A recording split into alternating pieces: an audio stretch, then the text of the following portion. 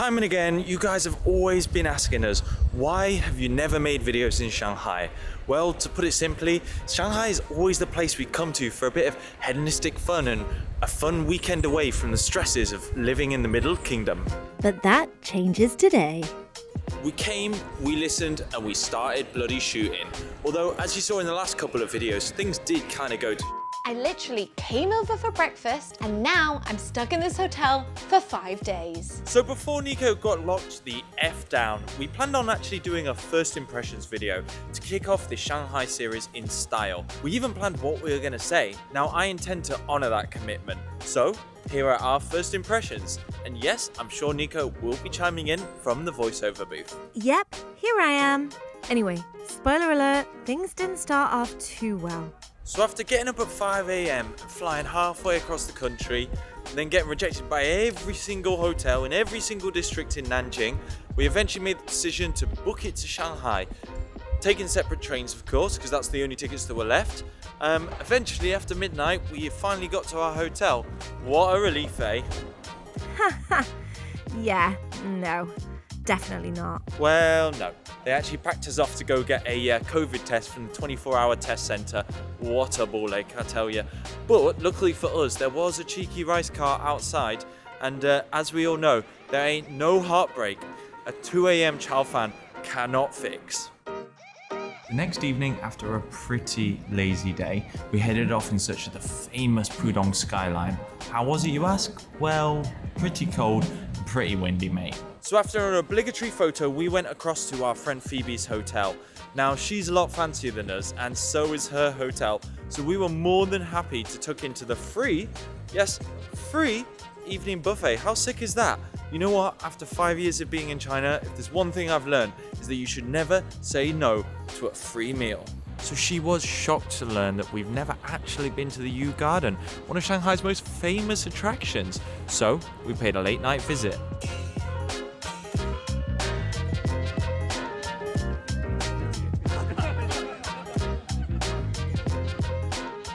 I just can't believe we have never been here. So during previous visits, we've always actually spent a lot of time in the former French concession, but we've never actually made a film there.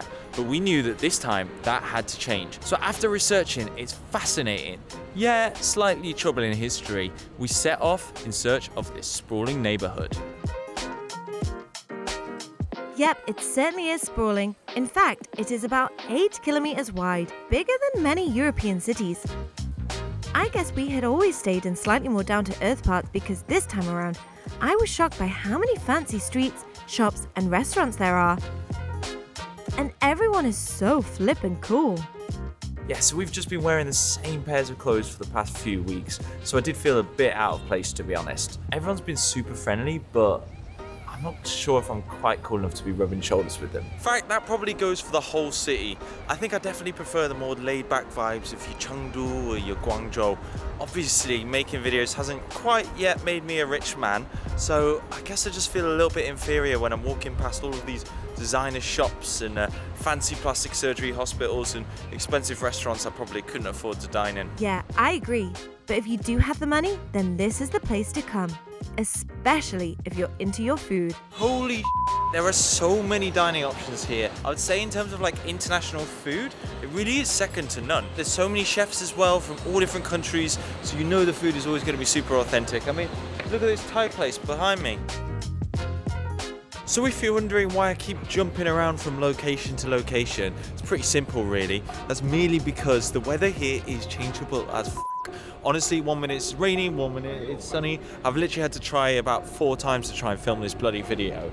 Anyway, back to the pizza. Sorry, Freudian slip there. Anyway, back to the food. So a lot of the restaurants are perhaps a little bit out of my price range. So I've mostly been keeping it local style with lots of trips to little local bakeries every morning. Been having the odd bowl of noodles, some tasty wontons. Although I must admit, I have indulged in the odd slice of pizza because finding good pizza in China is like striking gold.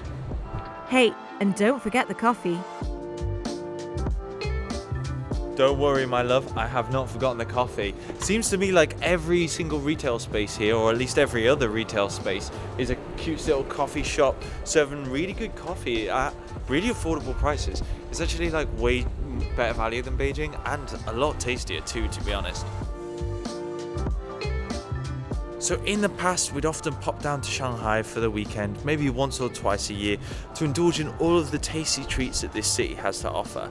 But this time, if I'm honest, I was actually a little bit apprehensive about coming. So the Shanghai lockdown of 2022 is infamous, not just in China, but actually all around the world. So to be honest, I was a little bit apprehensive about coming and seeing, what would we find? Would Shanghai be the same as it was before?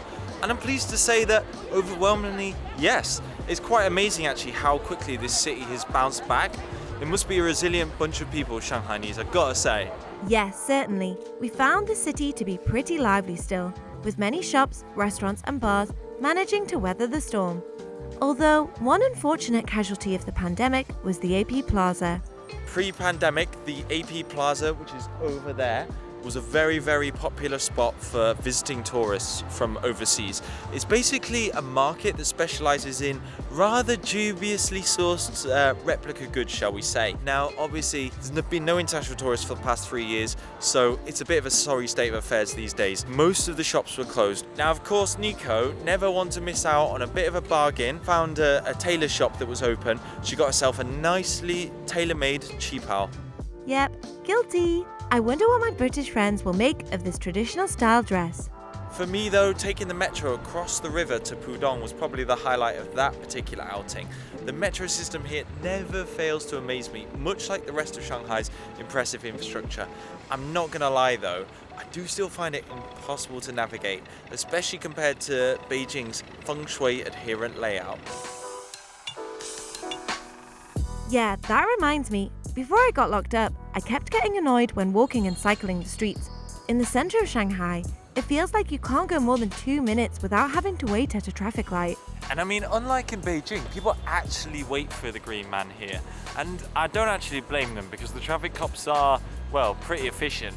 One time when we were cycling through Shanghai, we accidentally went down one of these no bike streets. And literally there was a police guy waiting about 10 meters hidden behind a bush. He gave us a ticket straight away. He was just lying in wait there for us. Ugh. It is definitely a world away from Beijing's wide bicycle-friendly streets. Also, whilst we're on the topic, I'd love to share a heartwarming story from the other day. So basically, I was sat down having my morning coffee, minding my own business, when I noticed a traffic cop had pulled over a kind of old IE-style lady with a big shopping cart full of recycling. He was obviously giving her a ticket, I guess because maybe her vehicle wasn't roadworthy or whatever. And I thought, oh, that's a shame, isn't it? And then, out of nowhere, some old, kind of middle-aged bloke in a business suit just came up, told the police officer quite firmly, clearly she doesn't have any money or anything, argued with him a bit. He then paid the fine, walked off without saying a thing. What an absolute gentleman. I swear, superheroes do still exist, and they work a 996 and wear a suit and a tie. Aww, that's such a nice story. It was a nice heartwarming moment, of which there's actually been quite a few on this trip, I've got to say. Obviously, I have felt a little bit lonely without Nico, not gonna lie, but I've been trying to put my best foot forward and concentrate on making some awesome content for you guys. For example, I went to the soon-to-be demolished area of Laoshimere, which was super interesting. I had a good chat with the locals, and it was really good to get a fresh perspective on what it means for a city to be redeveloped. And then yesterday I went to the marriage market, which was an experience I just can't really describe, to be honest. You're just gonna have to watch the video in a few weeks' time. And of course, Nico and Phoebe have been planning all sorts of amazing things for me to do, and I can't wait to show you what I've been up to here in Shanghai. So make sure you subscribe so you don't miss any of the upcoming videos in our Shanghai series. Catch you next time, guys. Bye!